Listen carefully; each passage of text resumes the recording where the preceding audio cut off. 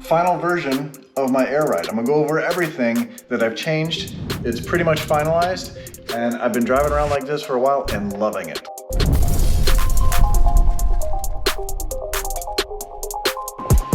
First thing is, let's look at the front. Let me show you what I've done in here and how I've changed things. So, per the instructions, this needs to be above the tank. The air comes directly from the pump, which I put on a silencer, so this thing shakes all in here and doesn't make a ton of noise. It's a huge difference. So the air comes into the tank on this side, fills up this tank. I have mine set to 150 psi.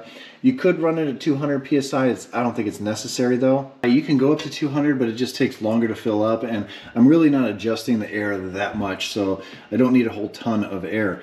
Off of the side here, I do have a jack for filling up my tires, which I do need to add a 90-degree, so I want it to come out this way so I can plug in my outlet. This is too close because I did lower the tank inside the frunk. I have it suspended on 5 nuts. Yeah, my frunk's got a lot of nuts.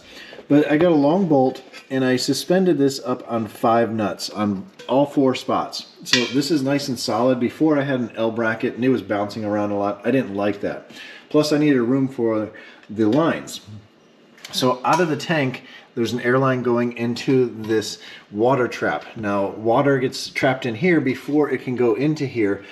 You need this in between here, but also because this can fill up with condensation. With the change in weather, especially this time of year, it's December, things are getting colder, and especially down here in the south, it's warm during the day, like it's going to be 70 today, but then it's going to go out down in the 40s tonight, and that can create condensation inside here. So this is the brains of the device. This is from Airlift Performance. This is the wiring harness that I just have going through a giant hole there. I want to get a grommet for that. And then these are the air lines coming out. The 4 lines come into these pass-throughs, and then they branch off into each wheel. I do have a plug here, so there's a plug on the other side here that I'll show you in a second. What I really needed to do was find a way to make this easy to come out. So just in case I need service work or I need to redo something in here, I need to take the frunk out of this, and that needs to happen from time to time. So this is mounted. These lines I can just unplug from the other side, and then I can unplug this from the other side. This I need to unplug and then feed through there, and then the 4 bolts just remove this tank. I need to drain the tank before I do that, but once I drain the tank, the car will slam to the ground. And let me show you how low that goes right now, because I did adjust this. This is the app version of the controller that's inside the car. If I just hit the bottom, that's as low as it goes. So that's, I mean, I guess it would go, this is the lowest I have it set to go to. I think I can get all the air out of it, but this has some air still in there, because I don't need to go all the way down. I don't need to add that 120 psi that I would have to fill back into the tanks from the tank, so that compressor would run a lot more. There's no need to go 0. But if I had to remove everything, I would go to 0 on everything, just so there's no air left in this tank, unplug everything, and then I can remove this whole tank out of here. Let me show you underneath. So underneath here, the 4 air lines are coming out the back side of this, and I just need to unplug these to remove them, and then this is the plug going right into here. This looks like it's janky, but right here, this would be plugging in for height sensors, which I don't have on this, and I probably will go to that later on in the future. But these air lines go above the heat, staying away from the heat pump and all that kind of stuff, but they run to each side. So 2 on this side, and then I'll show you where they connect over there, and then 2 going on this side along with the wire harness going in the car. So inside the car, this is the controller it comes with. Looks like a iPod Touch from, you know, the 2000s. Were they out in the 2000s? I'm not sure. So right now it shows the PSI in the tank at 147, and then each side, I should say. And if I want to go up and and pressure, I just have to push this button. If you just push it once, it's going to show you what the preset is set for. Now I have the driver's side set a little bit higher because I'm sitting over here most of the time. This is the normal position in the center. So there's actually 5 settings that you can do. Normal ride height is here, and then we go to the lowest ride height that I can drive at, and then the lowered aired out side, the aired out pressure is right here. If I want to go over a speed bump or anything like that, I have a preset to go up even higher, and then also this one here is programmed to go almost to stock height. And these are all customizable, so if I was towing something all the time that I knew what the pressure was or knew what the pressure needed to be, I can set it to this one. They are just in height order, but you don't have to have them in height order, which is great. But all you have to do is push twice and it starts to lift up.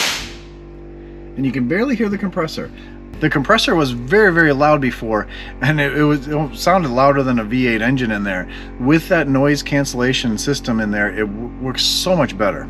Now this, I'm going to reroute. I don't like it here in the center console. I thought about embedding it here or even in here, but I'm actually going to attach it right over here, put a metal plate on it, and this is a magnetic phone holder. So it's going to sit right up there, easy to see. I'll dim it a little bit. That way it's out of the way, I'll run the wire so you won't see anything, and I can just push the buttons right up here. So before I jack up the car, I'm going to show you the suspension and everything.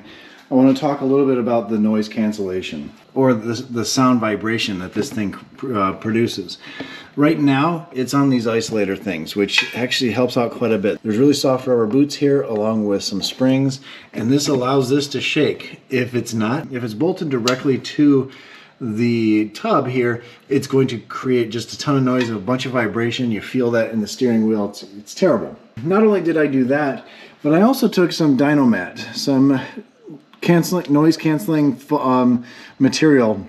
It really absorbs a lot of the noise here, and it's going to keep the noise from coming through the hood into the rest of the world, I guess.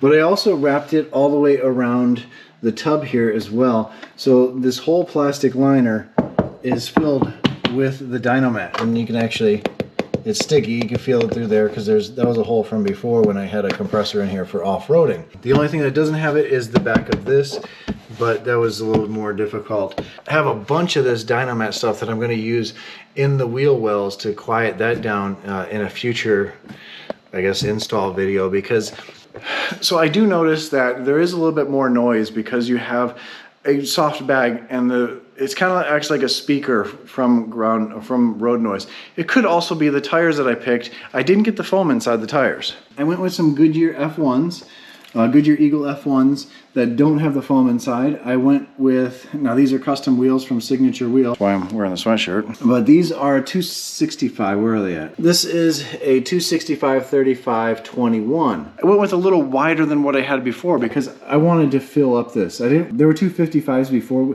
and it's really only 10 millimeters difference, really 5 on each side because it's the width of it. But this has a nice lip protection for your rims, which I'm very careful anyway. It just gives it a meatier look, and there's plenty of room. It looks like it's flush out here, but once this starts to drop, once the car starts to drop, it's got plenty of room to tuck inside there with no issues. So I'm very pleased with the tires. They're just a little noisy, and I think some of that is to do with the suspension as well, the bags. So I'm going to put on the back, I hear it mostly from the back, so I'm going to put the same Dynomat stuff over the wheel wells when I take all the interior out for a speaker upgrade. Coming soon.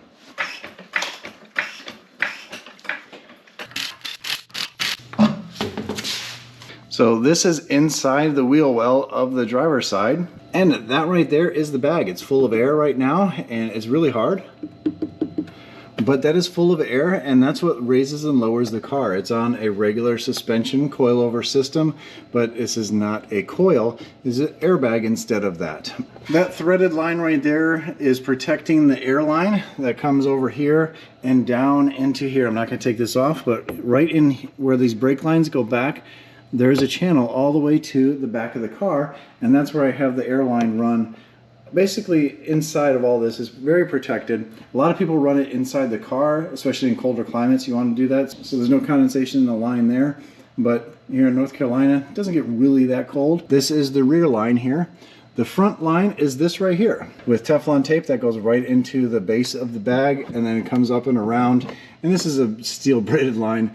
It's not going to go anywhere. And then that ties into plastic lines that you saw earlier. And that's what makes the car go up and down. Now everything else is stock. You're probably wondering, what else do you have to do with this? And you have to get the car aligned. The toe and the camber are way off when you do this. You need to find a shop that does not start with Tesla, because they won't work on this. They won't align your car after you do this.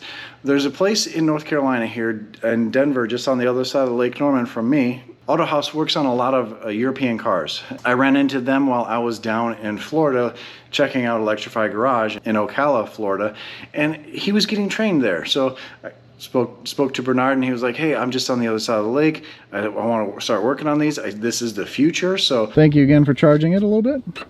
They are going to get destination chargers here. If you have a modified car in Charlotte area or pretty much in North Carolina anywhere, definitely need to take it to them. And they're also set up now. I got them set up with Hansho, so they're going to be able to install your power frunks, your trunks, your lights, your everything from Hansho.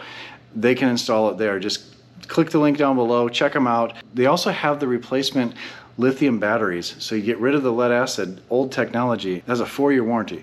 They're set up with them. They can install them. Awesome. They know how to delete codes and all that kind of stuff. They're great. So I got the tires from them, and I got them to align my vehicle, and they're just a great company to work with, but you definitely have to do that. So the ride height is adjustable here. You set these to the ride height that you want, and you can slam this to the ground if you want to, if you want the bottom to touch. I don't want to do that, so I kind of went in the middle here. But up front, on top of this, from in the frunk, you have a dial that you can turn and tighten the suspension or loosen the suspension, because this is a performance suspension system. So performance air ride. Usually those don't go hand in hand, but with this it does. So again, the airline is run over here, and it just pops out the back into the bag. It's basically the same thing, but it's just a bag back there, so I don't need to take that wheel off and show you. But that's pretty much the setup. It's not a whole lot to it. It's a lot of tweaking. It took me a lot of time just figuring out everything. I know this is not for everyone, but there's a lot of people that do this, especially out in California. There's a bunch of Model 3s dropped to the ground, and Model Ys as well. But this is, again, not for the faint of heart, but it's a lot of fun. And if you're interested, I'll have a link down below where I got this suspension from. But one thing that I wish I would have done is done a little research on what size tank actually fits in the Model Y. And that's too big. You want more air, more volume of air. So I think having 2 3-gallon tanks instead of a 5-gallon tank is better.